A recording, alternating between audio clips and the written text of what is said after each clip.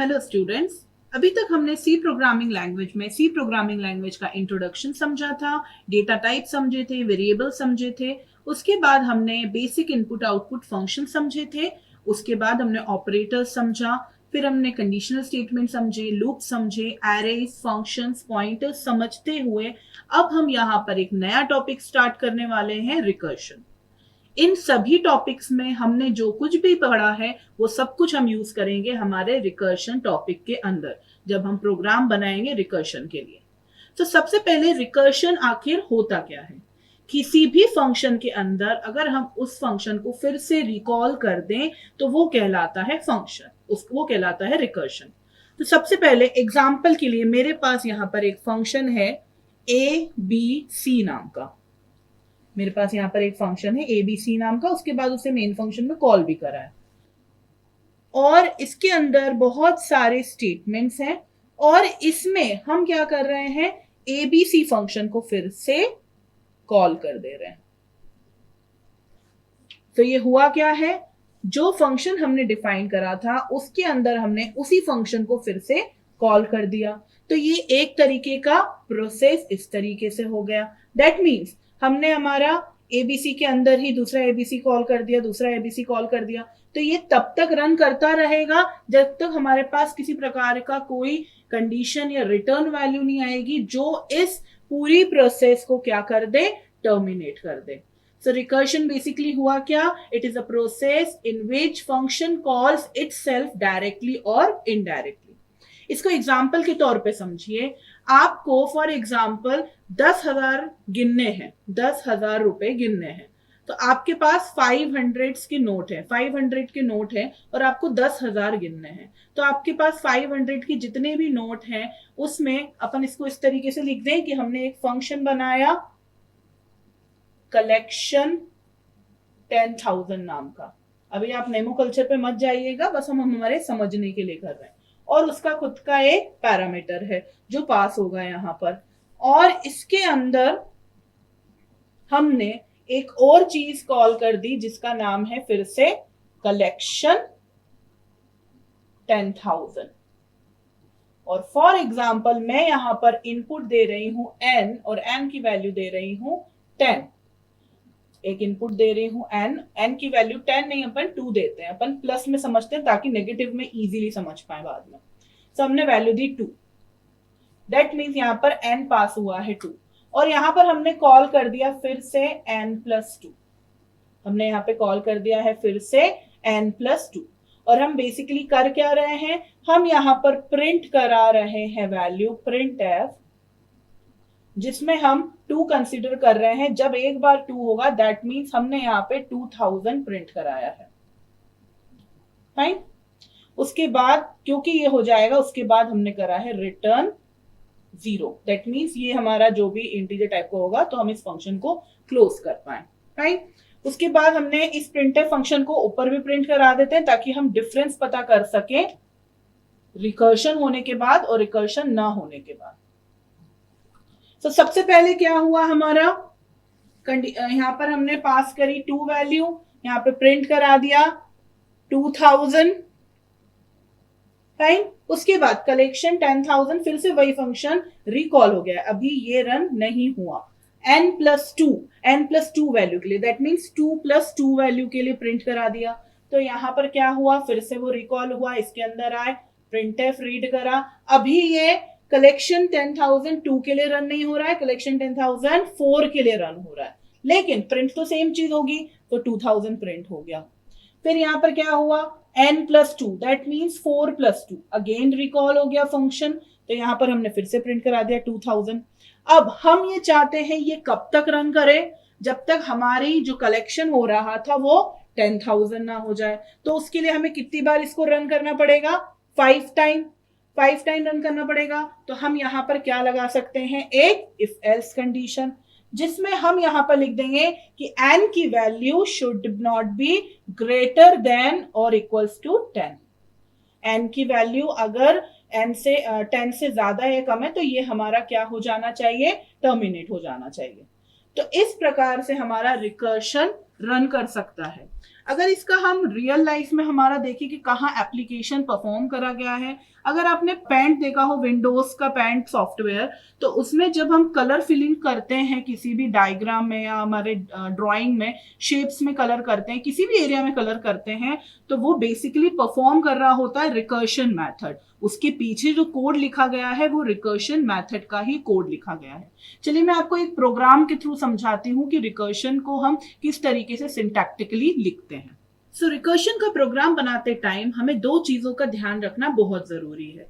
पहली चीज, हमें उस प्रोग्राम को, उस फंक्शन को सब प्रॉब्लम्स में डिवाइड करना है ताकि हम इजीली उसमें रिकर्शन परफॉर्म कर सके। जैसे कि हमारा एग्जांपल था कलेक्शन 10,000, उसमें मैंने उन्हें सब प्रॉब्लम्स में डिवाइड करा कि हर एक बार में 2000 प्रिंट करा रही हूँ एन की वैल्यू के लिए।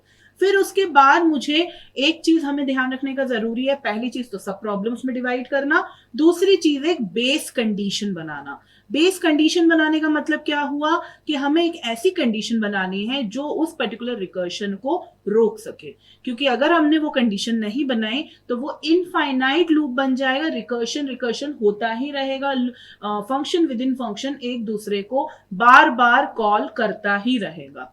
तो हमारे पास जो पहली चीज थी सब प्रॉब्लम्स, तो वो हमने कर दिया था कि हमारा 2000 करके 5 टाइम्स प्रिंट हो। बेस कंडीशन क्या हुई कि n की वैल्यू हमारी 5 से 10 से कम हो। दैट मीन्स n की वैल्यू 10 से कम हो तो हम n+2 कर रहे थे। जब वैल्यू n से 10 से जैसे ही ज्यादा हो जाती, वहां पर हम लिख देते रिटर्न 0 या रिटर्न 1 या रिटर्न वैल्यू ऑफ फंक्शन, कुछ भी इस तरीके की वैल्यू रिटर्न कराते जिसके थ्रू हमारा जो फंक्शन था, जो रिकर्सिव मोड में चला गया था, वो वहीं पर स्टॉप हो जाता, टर्मिनेट हो जाता।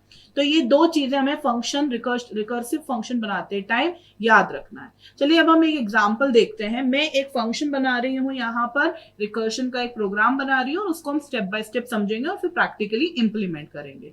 तो मैं यहाँ पर एक फंक्शन बना रही हूं फन नाम का, जिसको इनपुट यहाँ पर जो पैरामीटर मिला है वो एक पैरामीटर मिला है और वो भी है इंटीजर टाइप का n। इस फंक्शन के अंदर मैं लिख रही हूं इफ n इक्वल्स टू 1। अगर n की वैल्यू 1 होती है तो उस केस में रिटर्न 1, रिटर्न हो जाना चाहिए 1। एल्स अगर ऐसा नहीं होता, n की वैल्यू 1 नहीं है, तो उस केस में क्या रिटर्न होना चाहिए? Return 1 plus fun n-1। Return 1 plus fun n-1, ये रिटर्न होना चाहिए अगर 1 वैल्यू n की नहीं है तो। अब हम हमारा मेन फंक्शन लिखते हैं। तो मेन फंक्शन के अंदर फन फंक्शन को हम कॉल करेंगे, और आप अगर यहाँ पर अरेंजमेंट देख पाए तो हमने फन के अंदर ही फन फंक्शन को रिकॉल कर दिया। दैट मीन्स रिकर्सिव फंक्शन बनाया हमने। तो यहाँ पे हमने बनाया मेन फंक्शन, और उस मेन फंक्शन के अंदर हमने यहाँ पर फन फंक्शन को कॉल कर रहे हैं। तो सबसे पहले हमें n की वैल्यू बनानी पड़ेगी। सो इंट n इक्वल्स टू 3, और हम यहाँ पे प्रिंट करा रहे हैं printf %d, जो भी ये फन फंक्शन n की वैल्यू जो हमने एक्चुअल पैरामीटर के साथ पास कर दी है रिटर्न करेगा, वो यहाँ पर प्रिंट हो जाएगा रिटर्न 0। तो ये एक प्रोग्राम है जिसमें हमने रिकर्सिव फंक्शन बनाया है फन। इसका जो हमारा कंपाइलेशन है वो किस तरीके से रन होगा वो हम समझेंगे, और हमारा आउटपुट क्या आएगा वो भी हम समझेंगे। सबसे पहले कंपाइलर यहाँ पर पहुंचा, क्योंकि यहाँ पर बिना डिक्लेरेशन की डेफिनेशन लिखी है मेन फंक्शन से पहले। फन फंक्शन यहाँ पर एक आर्ग्यूमेंट मिला है n, जो कि है इंटीजर टाइप का। उसने मेन फंक्शन में रीड करा, यहाँ लिखा हुआ है n equals to 3। That means यहाँ पर इनपुट मिला है हमें पैरामीटर के अंदर 3। उसके बाद यहाँ पर if n equals to 1 compiler check करेगा तो कंडीशन हो गई फॉल्स, इसलिए रिटर्न 1 नहीं हुआ। एल्स पार्ट में गया, एल्स पार्ट में लिखा है रिटर्न 1 प्लस फन n-1। इसको हम अलग से लिख लेते हैं। That means return 1 plus fun n-1, 3 - 1 2। तो यहाँ पर अब क्योंकि fun2 कॉल हुआ है तो फिर से सेम प्रोसेस रन करेगी, लेकिन इनपुट 3 के साथ नहीं, इनपुट 2 के साथ। अब वापस गए हम, यहां पर चेक हुआ इफ n इक्वल्स टू 1, तो n इक्वल्स टू 1 अभी भी नहीं है, फिर इसलिए यहाँ पे रिटर्न 1 स्टेटमेंट नहीं रन हुआ। एल्स में गए, यहां लिखा है return 1 plus fun n minus 1, that means यहां पे लिखा है 1 plus fun n minus 1, that means 1, क्योंकि अभी n की वैल्यू 2 है। फिर उसके बाद हम fun1 को रन करेंगे। अब यहां पर 2 ना इनपुट होते हुए इनपुट है 1। अब यहां गए इफ n इक्वल्स टू 1, तो यहां पर हमारी कंडीशन ट्रू हो गई। कंडीशन ट्रू होने की वजह से रिटर्न स्टेटमेंट रन हुआ, 1 वैल्यू रिटर्न हुई, ऐसे स्टेटमेंट रन नहीं होगा। तो यहां पे जो fun1 की वैल्यू रिटर्न हुई है वो रिटर्न हुई है 1, that means 1 plus 1 equals to 2। 2 value return हुई है किसको? fun2 को, that means 1 plus 2 equals to 3। और 3 वैल्यू रिटर्न हुई है यहां पर, जहां पर हमने कॉल किया था, जहां पर हमने रिटर्न करते टाइम फंक्शन को रिकॉल किया था, तो यहां रिटर्न हुई 3। इस कंप्लीट आंसर की वैल्यू हो गई 3। रिटर्न 3 कहां हुआ? जहां पर मेन फंक्शन में फन n को कॉल करा गया था, और यहां पे हमारे कंसोल पे प्रिंट हो गई वैल्यू 3।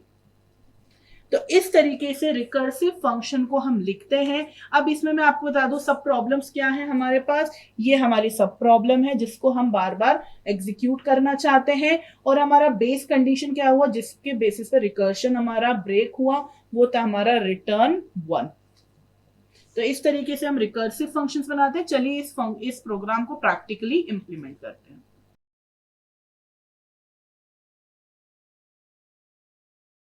सो हम यहाँ पर हेडर फाइल्स इंक्लूड कर देते हैं।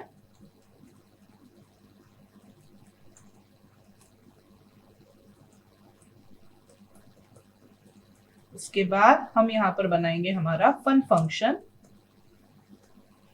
जिसके अंदर हमने एक वेरिएबल इंटीजर टाइप का n एज आर्ग्यूमेंट दिया था, फॉर्मल पैरामीटर हमारा। और यहां पर हमने चेक करा था इफ n इक्वल्स टू 1, तो उस केस में रिटर्न 1। एल्स पार्ट में हमने लिखा था return 1 plus fun n minus 1। इतना था हमारा फन फंक्शन। उसके बाद हमने लिखा था मेन फंक्शन, जिसके अंदर हमने एक वेरिएबल बनाया था n नाम का, जिसको इनिशियल वैल्यू दी थी 3। उसके बाद हमने यहां पर प्रिंट कराई थी वैल्यू printf %d, और वो कौन सी वैल्यू थी? हमने फन फंक्शन को कॉल किया था विथ n इनपुट, रिटर्न 0। चलिए इसको सेव करते हैं, कंपाइल करते हैं। Fun function okay. Statement missing, fine. अभी फिर से कंपाइल करते हैं और रन करते हैं। सो आंसर हमारा प्रिंट हो गया यहां पर 3। वर्किंग किस तरीके से हुई? सबसे पहले 3 वैल्यू यहां पर फन फंक्शन को मिली। अगर हम एक एक करके इसे लिखते, इस फन फंक्शन के सारे प्रॉब्लम्स को हम एक एक करके लिखते, तो हमें कितने फन फंक्शन बनाने पड़ते? 3 fun1, fun2, fun3 बनाना पड़ता। और उन फंक्शन से हम एक एक करके रिटर्न करते वैल्यू। पहले हम रिटर्न करते fun n minus 1, that means fun2 की वैल्यू रिटर्न करते। उसके बाद हम रिटर्न करते fun1 की वैल्यू, और उसके बाद fun1 की वैल्यू को हम सम करते fun2 में, और वो आंसर हम सेव करते fun3 में। तो इतना ज्यादा हमारा काम बढ़ जाता। उसकी जगह पर हमने सिंपली यहाँ पर एक जो हमारा फन फंक्शन था उसके अंदर हमने फन फंक्शन को फिर से कॉल कर दिया। तो यही प्रोसेस होता है रिकर्सिव फंक्शंस का।